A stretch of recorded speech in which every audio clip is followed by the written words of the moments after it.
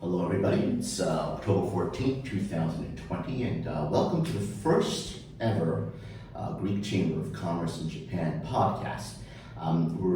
We decided to start this podcast series partly as a result of the global pandemic that we're dealing with. We feel that this is an opportunity for the Chamber to reach out to our members and also to educate others as to who our members are and what kind of businesses and what kind of work they're doing. And today, it's for inaugural podcast, it's an honor to introduce not just a member, but one of our board members. And he's somebody who I met when I first came to Japan about a decade ago. He was known in the entirety of the Greek community because he had the most famous Greek restaurant in Tokyo at the time. It was called Spyro's. Interestingly, the name Spyro comes from the name of the gentleman we will be interviewing today, Mr. Spyridon Mentzas. Spyro is short for Spyridon. And Spyro is the co-founder and the president of a company called HiJoJo Partners. That being said, I want to introduce Spyro to you, but it's best to have him introduce himself to you. So, Spyro, if you could tell us a little bit about who you are, and the Greek tie-in would be great. So what your connection to Greece is and all that'd be fantastic. Sure. Thank you very much. Thank you for the intro, Tony. And I'm very honored to be the first speaker, the first of the podcast. Number one. Yeah. And so, dating a little bit back, I'm born and brought up in Japan, in a city called Kobe. It's a city near Osaka. And my dad is Greek, my mom is Japanese. So I grew up being half Greek, half Japanese, but have Greek citizenship. So you're 100% Greek, Spyro. Yeah, exactly. Yeah, 100% Greek. And went to an international school all the way up until high school, and studied in US at Columbia University in New York. Okay. And so Spyro and I both have the two Ivy League schools from New York that begin with the letters C and O. That's right. I did not go to Columbia, but still, we have that in common. Sure. Yeah, so did that for undergrad. Studied computer science. What brought you to America, Spyro? I mean, because you're Greek and Japanese background, so why were you thinking to go to America? Sure. So basically, I studied at an international school, all the way from kindergarten up until senior year in high school. Okay. So I had English education all the way, and not any formal Japanese education. Okay. So for me, it was a given that I was going to study abroad. Okay. So that naturally brought me to the States. Okay. So you studied computer science at Columbia. Yep. And did your area of study, how did that get you into finance? Sure. So I started off my career at then Salomon Brothers. Now it's gone bought out by Citigroup, so current Citigroup. But I actually started out in the IT department of Salomon Brothers. So back then, finance wasn't really my area yet. I was looking for engineering jobs, so as computer science, and just happened to land my job at Salomon, which gave me an offer in my junior year in university. Okay. So I thought, I have a year that I can kind of relax. Right? Okay. So you went through recruitment in the States or in Japan? In the States. I actually was interviewed with Salomon in New York at their headquarters. Okay. And they're also looking for personnel in Japan. So when I came back during the summer, I met the HR guys and basically got an offer pretty quickly. Okay. Great. And how soon after that did you open up your first restaurant in Tokyo? Right. So after starting my career at Salomon, first year and a half or so, I belonged to the computer science, the IT department. And midway, basically, I came up with a system that was kind of, the original version of algorithmic trading. Okay. So let's say you give the system buy 10,000 shares of Sony, then the system will start thinking, when to buy, when to wait, when to accelerate, when to stop and so forth.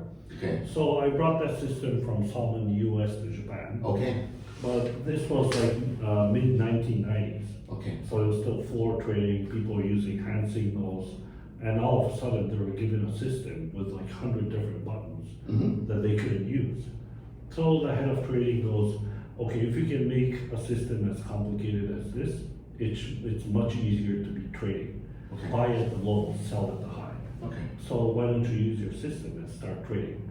So the system itself was in Salomon Brothers, Yeah. New York, Yeah. and you found a way to transition it over into Right. how to be used by Obviously some- tweak it to the Japanese markets, how, obviously it's the same system on the baseline, but obviously different markets, so I had to tweak it here and there and adapt it to the Japanese market. What was the language you were using? Were you using C or C++. C++ at the time? Yeah. Okay. Now I'm feeling like I'm a dinosaur. Well, it's still used, no? Yeah, it's still used. Was it all Visual Basic and all these very Yeah, basic Java? Okay. Python. High level, yeah. Python's a big one. Yeah, I actually took a class in C in high school in the early 1990s. So C++ is very, very advanced for me, going back to my high school knowledge of C.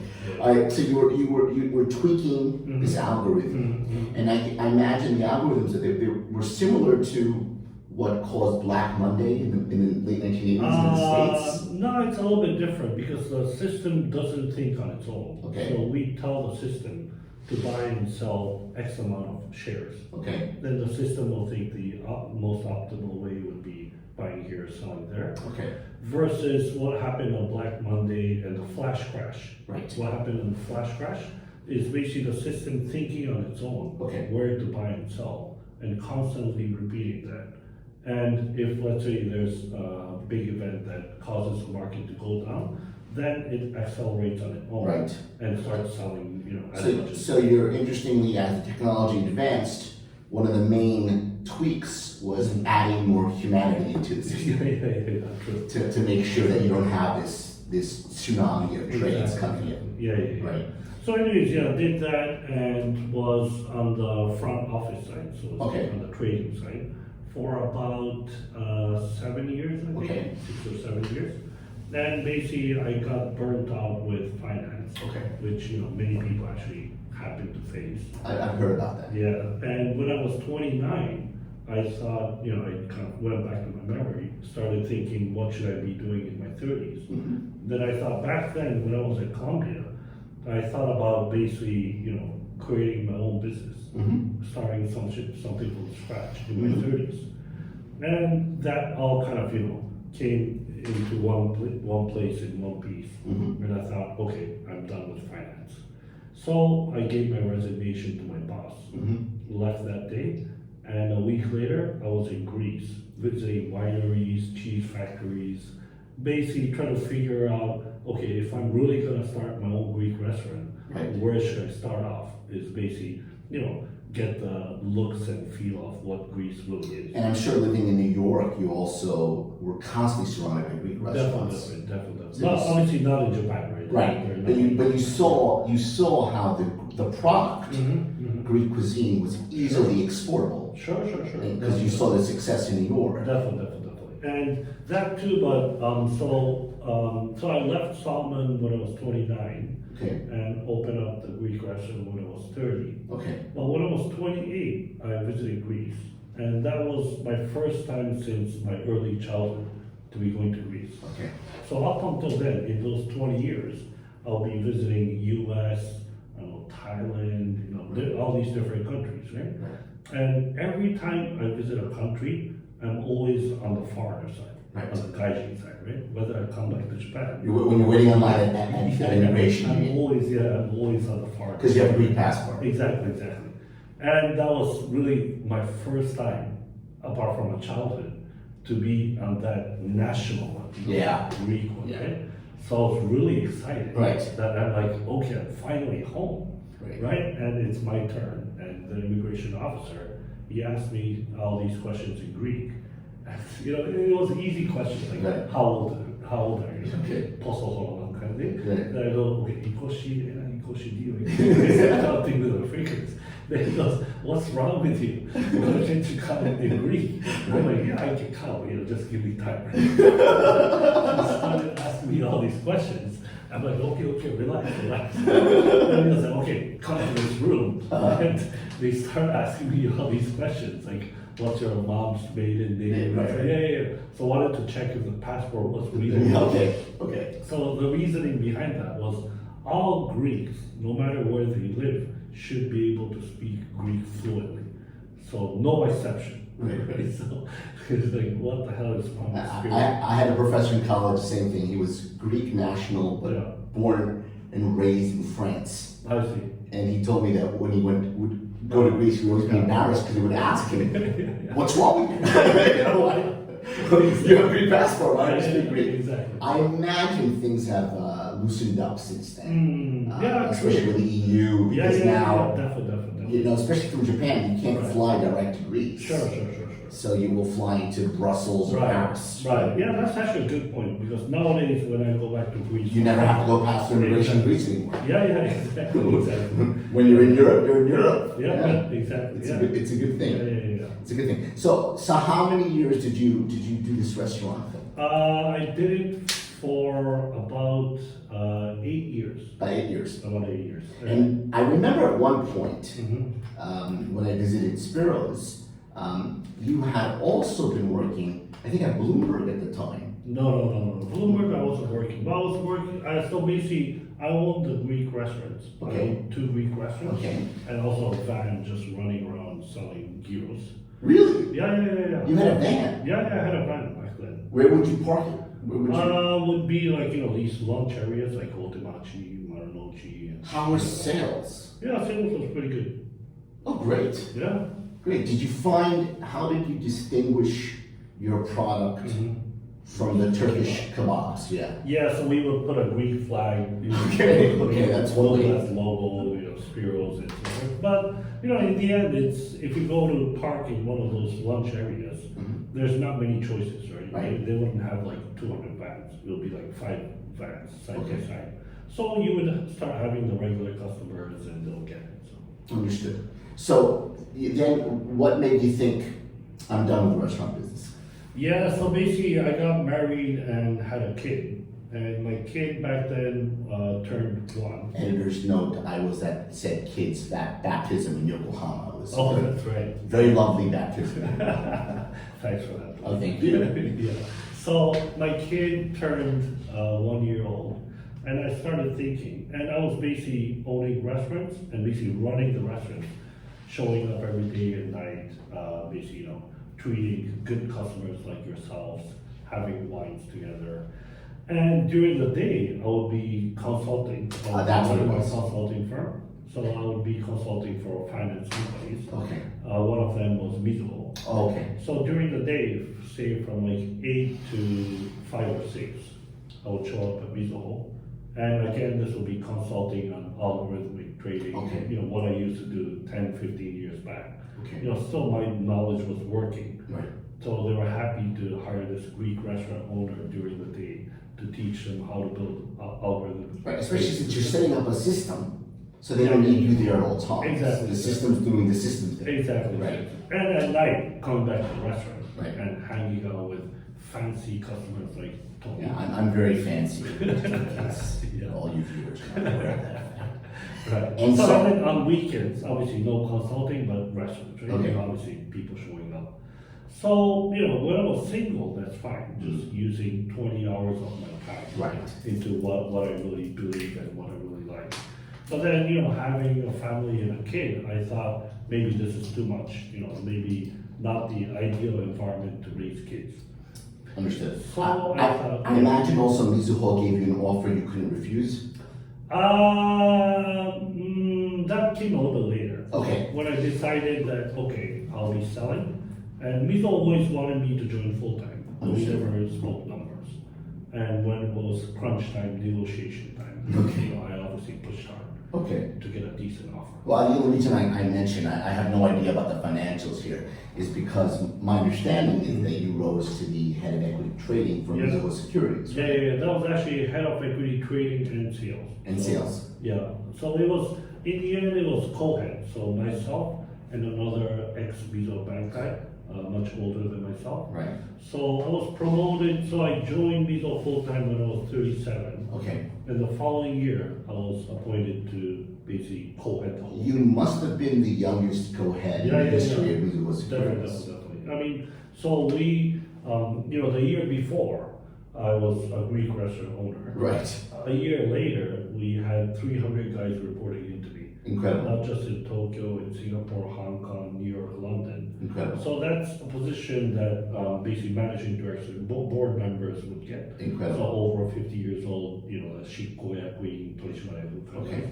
We're reporting to you. Yeah. So it was a little bit awkward. So, obviously half the group was older than me. But, for me, it didn't really matter. Right. Because you were the numbers guy. You were the guy. Yeah. They Plus, needed you. running my own business for many years before that. Right. Versus, going under that big financial group umbrella. And, for me, that was actually much easier. Yeah. Okay. Right, because you didn't have to have your eyes on everything. Yeah, true. And, saying it in a really brutal way, people show up to work and get paid, right? Mm-hmm. If you're running your own business, you show up to work, don't do anything, no one's gonna pay you. That's right. You basically have to generate your own revenue. That's right. And in light of the current pandemic, there are thousands of restaurant owners in Japan and all over the world Yeah. who are suffering Definitely. despite their hard work and efforts. Definitely. So you have that risk factor. Yeah, for sure. So you really have to drive yourself as well as your staff, as well as their families, taking care of everything, right? Versus working for a big company, say on a bad year, they lose money, but people still shout and yell and say, hey, where's my bonus? Right. Right? I mean, most certainly they don't deserve it, unfortunately, because there's no pool to basically distribute, right? Right. But if you're working for a big company, that's a given. That's right. You get paid, whether you're sick or what, you're hungover, you get paid. That's right. Whether you generate, no matter what, you're gonna get paid, right? And even on a bad year, you can get a, decent bonus. So that was really, I think, the biggest difference that I felt. The security. Yeah. The security. So that's why I thought it was really working for easy, turning things around. Okay. Now, was this around the same time, just to have a further Greek connection, that the president of Mizuho Bank America was Greek American? Oh, that's right. Wow, you have a good memory. Yeah. He was, I think, born in Chicago. Yeah, I believe so. Yeah. So that's very interesting that Mizuho would have exactly. all these high-ranking Greeks Yeah, true. Good. in their ranks. Yeah. So yeah, that for those of you watching who are not of Greek descent, this is a popular game that Greeks like to play. The "How many Greeks are there everywhere?" game. So this is one of the many introductions to that game. I'm sure the podcast will have more and more of these games. Okay, so then what made you think to start your own company? And first, I want to congratulate you because you have beautiful offices. You've hired, how many people do you have working for you now? Just hired our 12th guy. Your 12th person. That's our first employee outside of Japan, in the US. Fantastic. So you're now an international firm. Yep. You have 12 people. Congratulations. What led you to this road? Sure. Especially since you just said about Sure. not being able to feed yourself. Yeah, You're now yeah. in a position again Sure. where Sure. should efforts drop off, Sure. you're not going to give yourself a bonus. Yeah, of course. Right. And, I definitely understand where I'm going in. That's right. I understand the risk and reward. So what led you to this? So basically, working at Mizuho and prior to that at Salomon, I was always in either trading myself or in charge of trading public equities. Okay. So the Sonys, Hitachis, Panasonics of the world. But while I was running my own Greek restaurant and meeting a lot of founders of startups, it's a very exciting scene that people don't really relate to easily or have FaceTime with such founders of startups. And I thought that's a really exciting space that I thought my time at Mizuho doing management for I think 6 years or so, 6 or 7 years, I thought was, I think I gave enough effort to Mizuho and made the company or the group profitable. So I thought my time is over. I've done, what I had to do. And, having been running my own business once, really kind of, tickles inside you that you once the bug bites. Yeah, exactly. Got it. Exactly. And I was thinking, okay, it's gonna be my second time, and I learned my lesson in the first one. Fortunately, we were doing okay, so I was able to sell the company. Someone to buy it, previously the restaurant, so that was all good. But I thought, okay, what were the hardships I faced in my previous challenge, and how can I basically utilize that to make a successful startup on my second one? And thinking back then, I think the toughest part about owning a Greek restaurant was, as you know, there weren't many Greek restaurants. So That's right. by the time I left, there were 3 Greek restaurants in Tokyo, of which 2 I owned. Okay. Right, and the third one was kind of dysfunctional. It was whether it was. Is it the guy? Yeah. In Is that Shibuya? still around? I don't think so. Right. But I know what you mean. I sometimes it didn't have a steady operating time. Exactly. Yeah. So basically, in the Greek restaurant terms, in that little playing field, we had. You had 100% of the market. Yeah. But we're not competing with other Greek restaurants. Right. We're competing with the Chinese restaurant, Yes. with the sushi restaurant, shabu shabu, teppanyaki, Yeah. or the McDonald's. Because nobody really knows what Greek food is. Exactly. So, trying to let people understand, that whole effort of educating people on Greek food, Right. that's a lot of hard work. Plus, what's difficult about the restaurant business is, so I opened up before the Athens Olympics. So on the year of the Athens Olympics, we were, we had massive coverage, I would imagine. TV, newspaper, magazines, radios, whatnot. So my first restaurant in Harajuku was located on the 3rd floor. And after, being aired on major TV, the following day, people would be lining up from the 3rd floor all the way on the stairs to the 1st floor. Wow. So that's obviously good press, right? Yes. But with a restaurant that can only seat 50 people, we can't physically treat Yes. 500 people, right? That's right. So it's basically just people, in queue and waiting. So I thought it had to be a scalable business, or else we have to basically, push ourselves every single day. That's right. Can't take like a month off or something for Christmas, So, scalability, educating the market, I looked at different things. And basically, this HiJoJo Partners that we just founded, what we do is we bring investors' money into private companies, so non-public companies. And originally, from our first fund to the most recent one, so-called late-stage companies would be another way to call it our unicorns. Right. So companies valued at north of $1 billion, Okay. but haven't listed yet, haven't traded publicly. So a good example would be like Airbnb, rental housing, or SpaceX, the one that Elon Musk created. Most recently, like Palantir that we've traded in. Yes. So it'll be companies that are known to the public, or people have used their services, but haven't traded publicly. Okay. So, going back to that Greek restaurant analogy, so trying to educate people on, what they want to buy and sell. It's such a huge market. And, in a way, people don't really feel attracted with public companies anymore. I mean, Apple is already valued at $2 trillion. And is it going to be a $10 trillion company? I mean, no one knows. Well, when they are interested, they're interested in the IPOs and the startups. Yeah, exactly. So you're coming in there from behind. Exactly. You're striking first. Exactly. So it's basically having an opportunity to invest into startups a year or two before the IPO. So you'll come in, usually, what's the usual minimum investment that one of these companies would set up?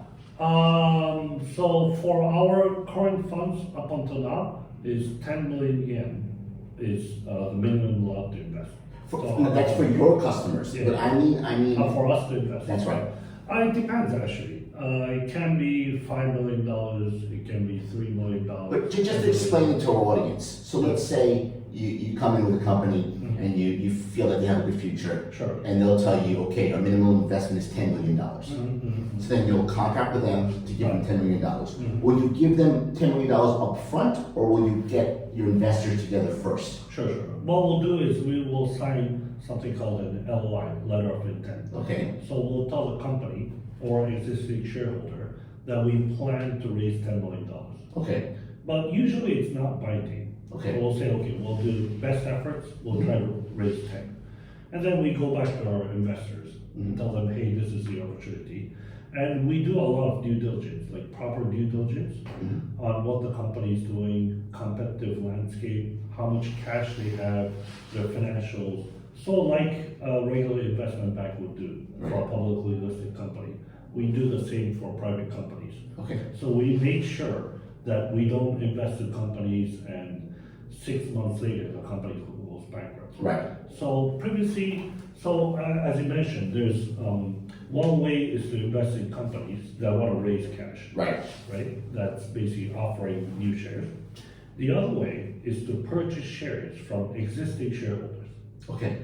So let's say, Tony, you're an angel investor, and one of your friends created Airbnb. Okay. And you invested into the company at a valuation of $10 million. And now the company is worth $20 billion. Right? So, you've invested, let's say, 100 grand because it was your friend, right? And now it's worth like $20 million.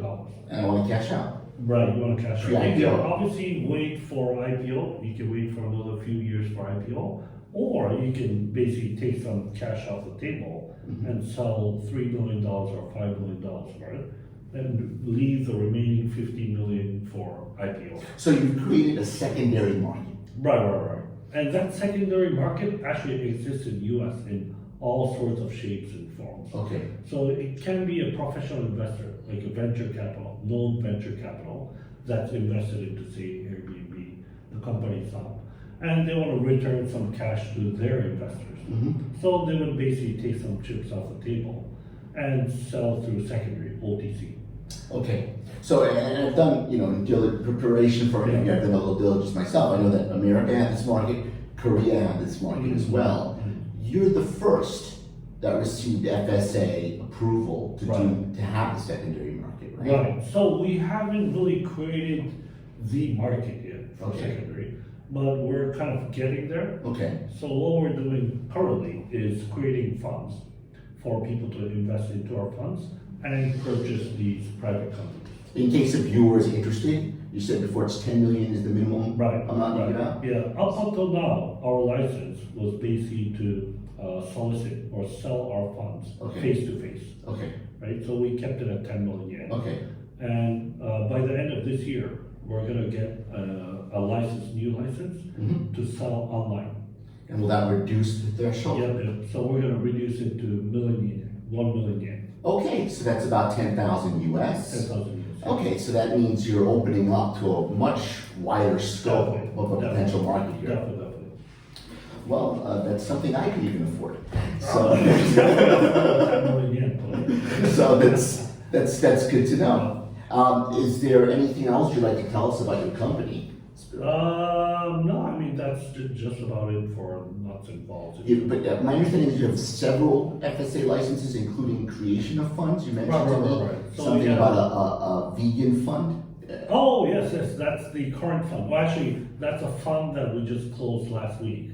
Oh, congratulations. Yeah, we called it the Food Tech Fund. The Food Tech Fund. Could you tell us, before we sign off, could you tell us a little bit about the Food Tech Fund? Sure. So we're basically investing into what's called food tech and agri-tech companies. And a good example would be like Beyond Meat, a company that IPO'd last year.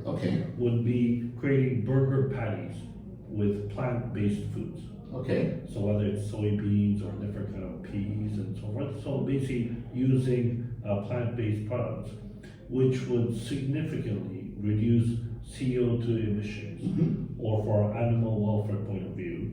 So, many different ways that can contribute to the environment. Mm-hmm. So one company we intend to invest in is a company called Impossible Foods. Yes.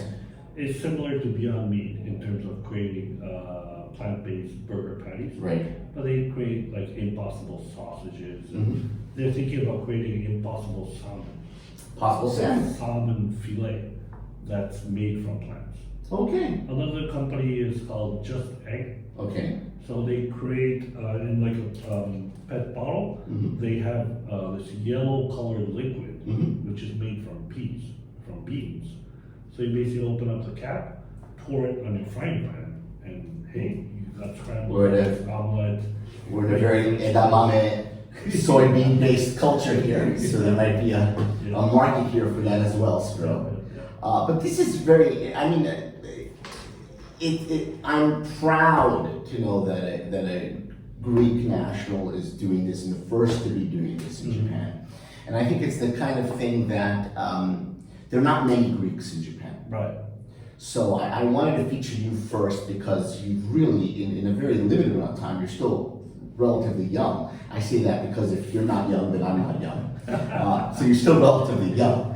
So you've been able to accomplish quite a lot at Mizuho and now at HiJoJo. By the way, HiJoJo, what does that mean in Japanese? HiJoJo means private, so not public. Okay. JoJo is public. So you're indicating that you are giving access to the non-pre-IPO market through your name. Yep. But we at the Greek Chamber are delighted to have you as a member of the board, and we're going to be looking forward to watching you grow over the years, and we look forward to working with you as a chamber and having you in the chamber, and also whatever we can do from the outside to help. Sure. Yeah, thank you, Tony. I'm really, as I mentioned earlier, very honored that I'm the first speaker, and also very surprised that you picked a non-Greek speaking speaker. Well, just for full disclosure, my Greek ain't great either. So maybe I'm looking to shield myself. In that, for those of you who don't know me, this is not a Greek accent. This would be a very, very New York accent, ladies and gentlemen. So, Spyro, thank you so much for welcoming us into your offices, and we look forward to talking to you again. I hope this can be something that we do on a monthly basis with different speakers, and it'd be great if we could talk to you again. Okay. So, Spyro, thank you for your time. Stay safe in these crazy times, Spyro. Yep. And congratulations again. Likewise. Yeah, thank you, Tony. Thank you. Bye. Bye. Thank you. Bye-bye.